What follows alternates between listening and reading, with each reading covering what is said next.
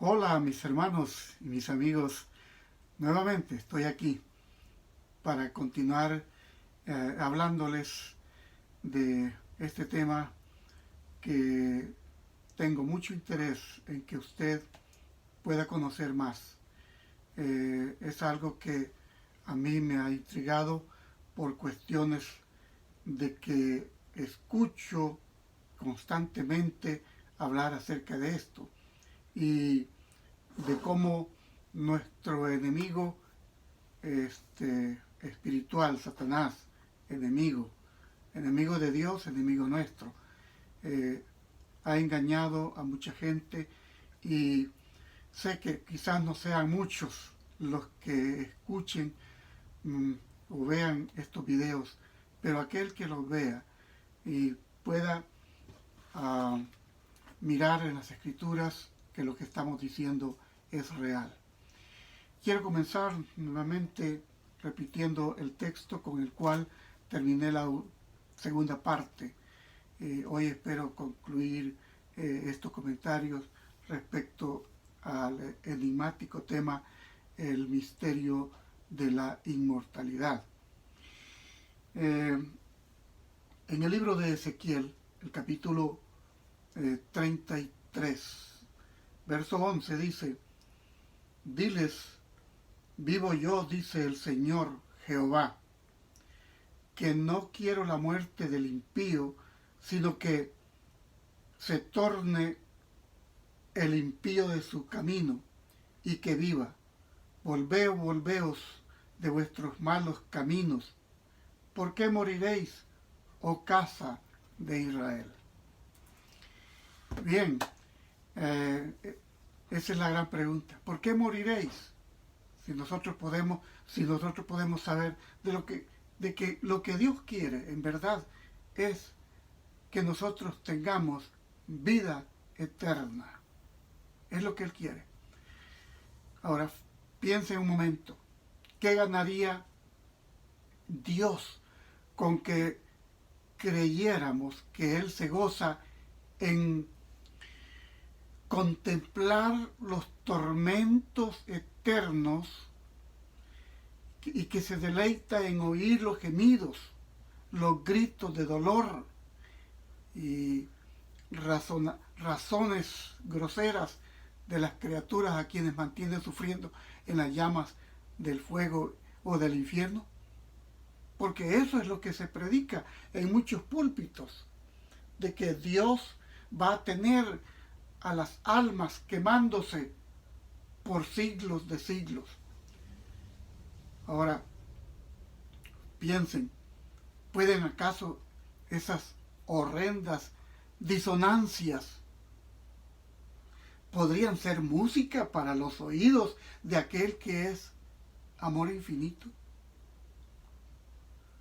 Se alega que esas penas sin fin que sufren los malos demuestran el odio de Dios hacia el pecado.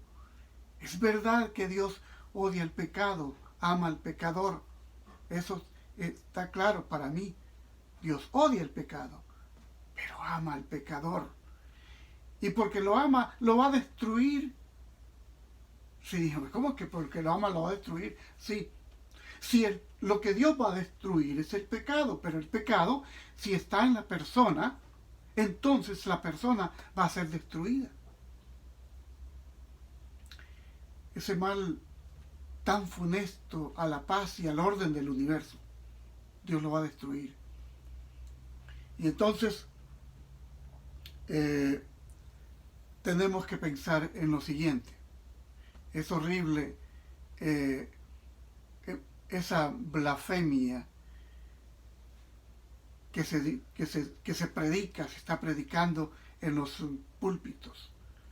Como si el odio que Dios tiene al pecado fuese motivo para eternizar el pecado.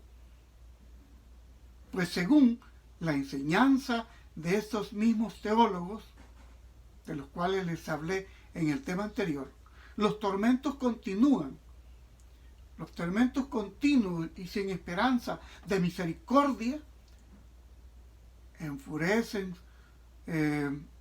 sus miserables víctimas que al manifestar su ira, con juramentos y blasfemias, aumentan continuamente el peso de su culpabilidad. La gloria de Dios no obtiene realce con que se perpetúe el pecado a través de los siglos sin fin. No. Hermanos, mis amigos, a quienes estoy compartiendo esto, es incalculable para el espíritu humano el daño que ha producido la herejía esta de los tormentos eternos. La religión de la Biblia está llena de amor y de bondad y que abunda en compasión, resulta empeñada por la superstición y revestida de terror. Cuando se enseña esto, cuando consideramos con cuán falsos colores Satanás pintó el carácter de Dios, podemos admirarnos de que se tema y hasta se aborrezca a nuestro Creador, que es misericordioso. Entonces las ideas espantosas que respecto de Dios han sido propagadas por el mundo desde los púlpitos han hecho miles y hasta millones de escépticos e incrédulos. Les decía en el tema anterior que leí algo, que los cristianos somos culpables de que muchos no crean en el Señor Jesús. La teoría de las penas eternas es una de las falsas doctrinas que constituye el vino de las abominaciones de Babilonia. Todo esto se los he dicho. El cual ella, la Babilonia mística, ha dado a beber a todas las naciones. La Babilonia que está hoy en día entre las ciudades, el mundo entero. Apocalipsis 14:8 y capítulo 17, verso 2.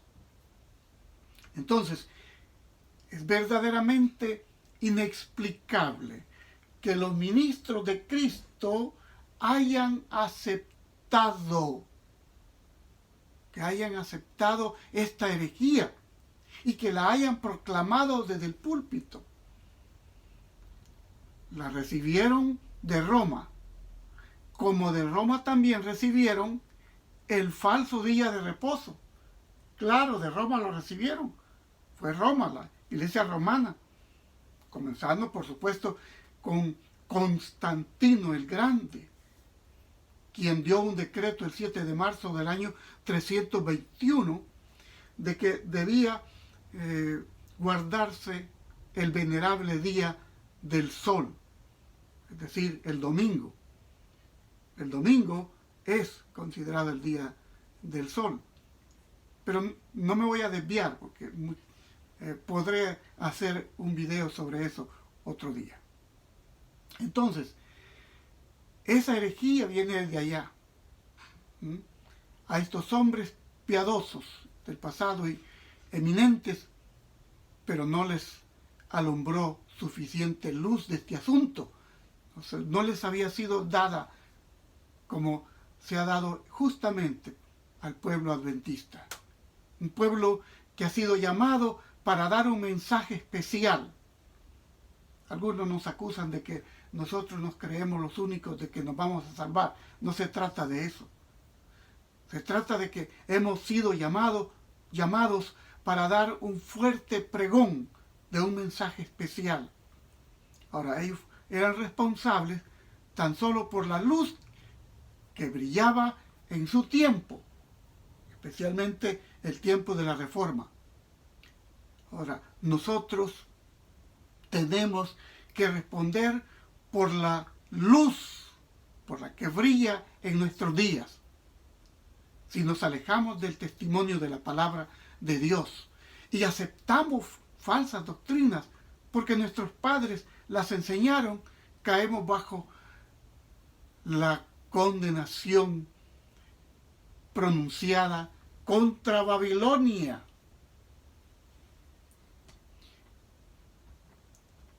Estaríamos bebiendo del vino de sus abominaciones. Conflicto de los siglos, página 526.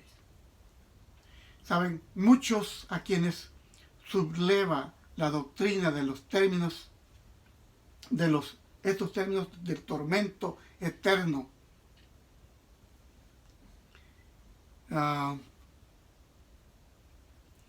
se lanzan al error opuesto.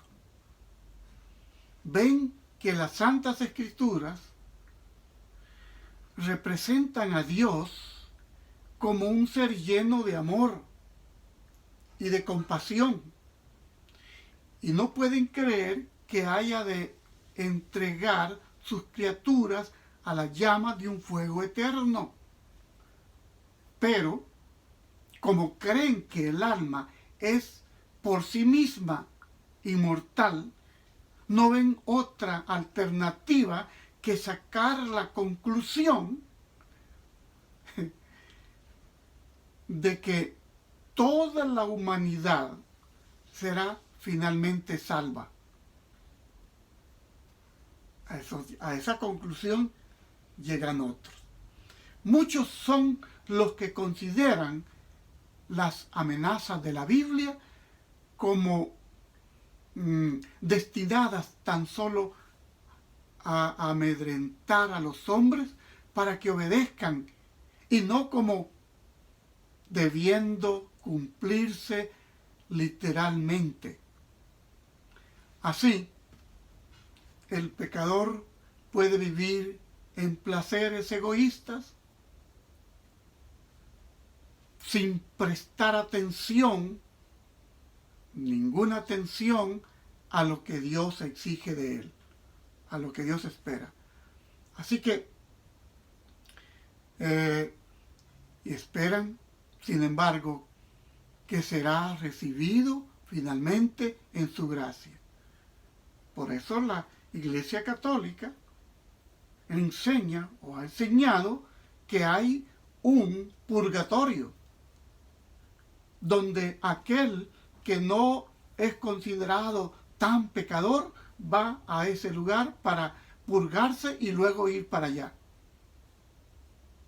Y por eso la gente dice que Dios en gloria lo tenga, pensando, suplicando por ello. O la gente reza, la gente clama por el alma de fulano de tal. Y esto, como digo, me da tristeza escuchar a hombres preparados como los periodistas que hablan de que fulano de tal, fulana de tal, que saben que vivió una vida como Michael Jackson. Algunos evangélicos están diciendo que han ido al infierno y que vieron allá a Michael Jackson. Bueno, otros, al contrario, dicen que Celia Cruz está en el cielo cantando con los ángeles. ¿De dónde pueden sacar tales cosas? ¿De dónde?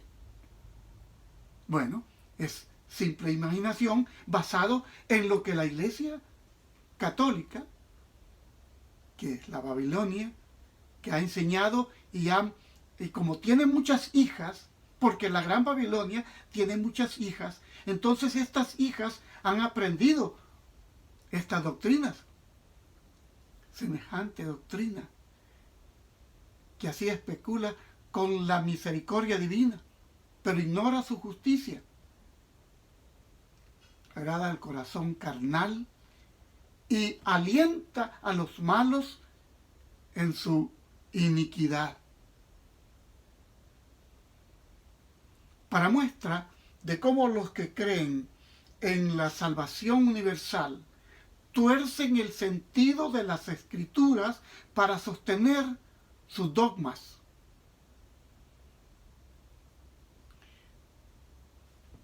Para subyugar muchas almas. Basta citar sus propias declaraciones. En los funerales de un joven, escuchen lo que voy a contarle.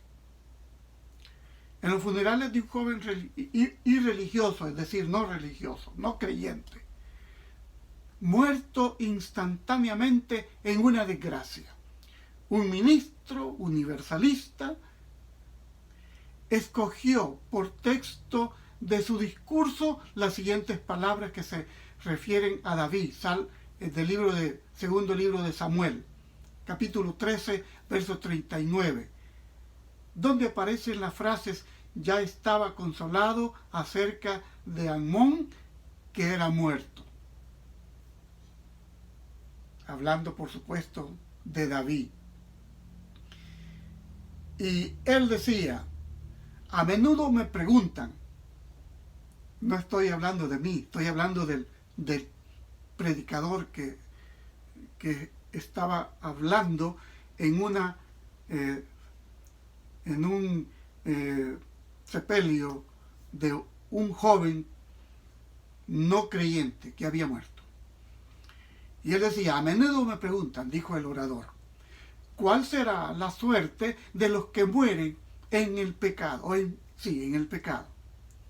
Tal vez en estado de embriaguez, o que muera sin haber lavado sus vestiduras de las manchas ensangrentadas del crimen, o como este joven, hablando del joven que estaba allí muerto, o como este joven.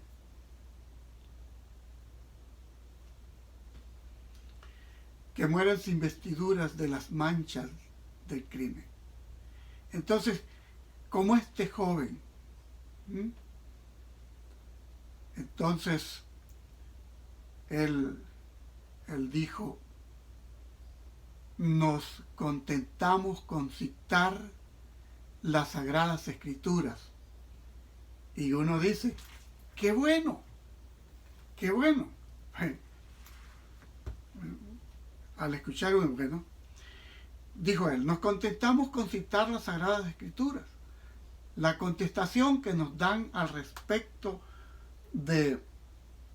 ha de resolver tan tremendo problema.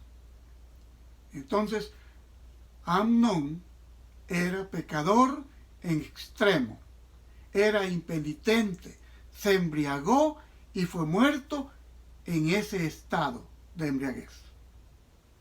David era profeta de Dios, es verdad, porque hay mucho escrito en la Biblia por David. No solo fue rey, así que se considerado profeta. David era profeta de Dios. Debía saber si Amnón se encontraba bien o mal en el otro mundo. ¿Ven el asunto? Por desconocer el ABC. Porque las personas no es que van a otro mundo, van al sepulcro. No van a otro mundo. Es hasta cuando llegue el momento, hasta cuando llegue el día de la resurrección. Entonces, él dice, debía saber si Amnón se encontraba bien o mal en el otro mundo. ¿Cuáles fueron las expresiones de su corazón? Es la pregunta que hace. El rey David deseó ver a Absalón porque estaba consolado acerca de Amnón, que había muerto. Ese es el contexto del texto.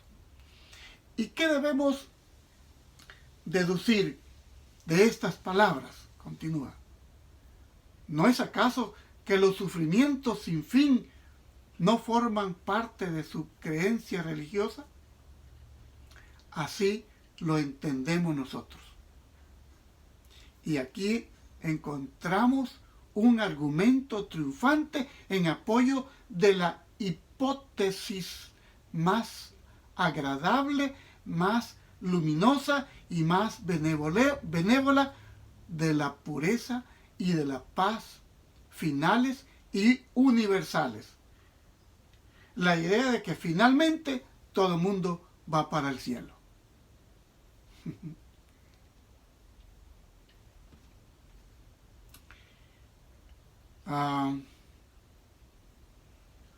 Se había consolado de la muerte de su hijo.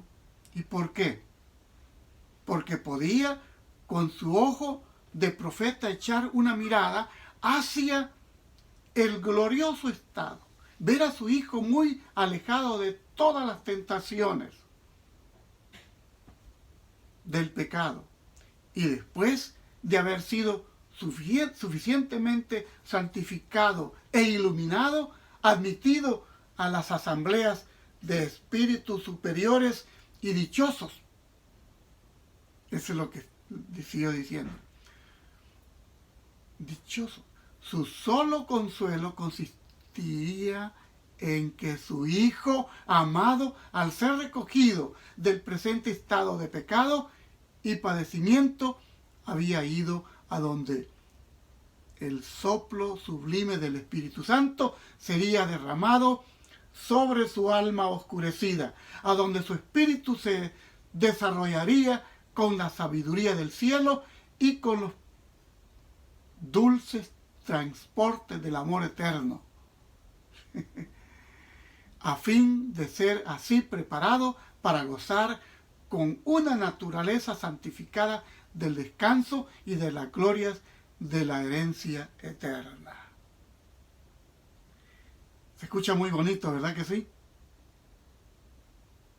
Pero si hablamos de alguien que muere precisamente instantáneamente, sin tener ocasión de arrepentirse, porque yo sí creo, hay algo que creo, y lo creo porque la Biblia lo presenta, de que una persona puede haber sido muy mala y no haber querido escuchar nada, pero en el momento, por todo lo que sabe, en el momento de morir, tiene espacio para arrepentirse, creo que el Señor lo perdonará, porque Dios es misericordioso. Estoy bien claro en eso. La misericordia de Dios es grande, pero no vendrá alguien el día de la resurrección a vida eterna si no se arrepintió. Y tengo prueba. Lucas 23, 42, 43. El hombre que murió al lado de Cristo le dijo a él: acuérdate de mí cuando vengas en tu reino, sabiendo de que podría tener el perdón y que se acordara de él cuando él viniera. No que está en el cielo, tampoco está en el cielo. Hablaré de ese tema. Estoy trayendo a colación esto. Con esto queremos dar a entender que creemos que la salvación del cielo no depende en nada de lo que podamos hacer en esta vida, ni de un cambio actual de corazón, ni de una creencia actual, ni de una profesión de fe religiosa. Eso es el universalismo. Así es como este profeso ministro de Cristo reitera la mentira ya dicha por la serpiente en Edén: de seguro que no moriréis. En el día que comiereis de él, dijo Satanás a través de la serpiente, el día que comiereis de él, vuestros ojos serán abiertos y seréis como Dios.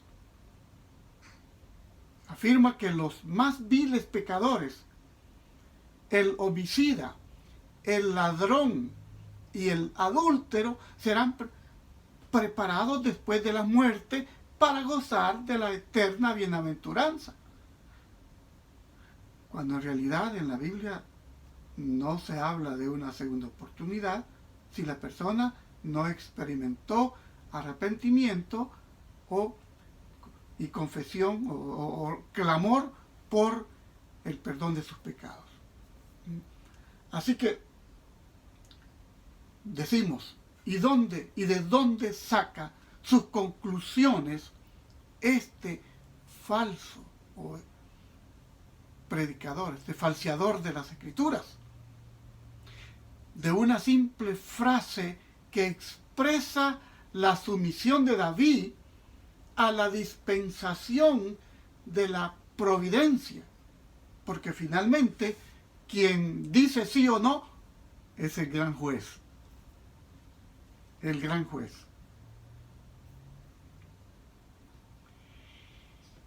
Su alma deseó ver a Absalón porque estaba consolado acerca de Amnón, que era muerto.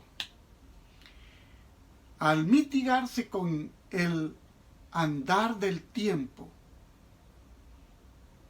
la acrimonia de su aflicción, sus pensamientos se volvieron del hijo muerto al hijo vivo, que se había desterrado voluntariamente por temor al justo castigo de su crimen.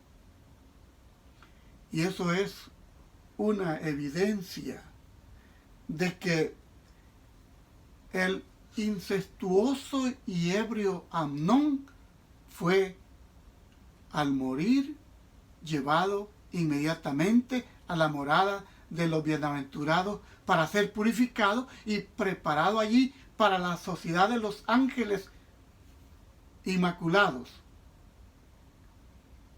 Fábula amena, por cierto, muy apropiada para satisfacer el corazón carnal. Es la doctrina misma de Satanás y produce el efecto que él desea, que se crea, que la gente crea, para que la gente continúe viviendo en pecado sin pensar en arrepentirse. Mi querido amigo, tú puedes haber caído muy hondo, muy profundo, pero nadie ha caído tan profundo que no pueda ser sacado de allí.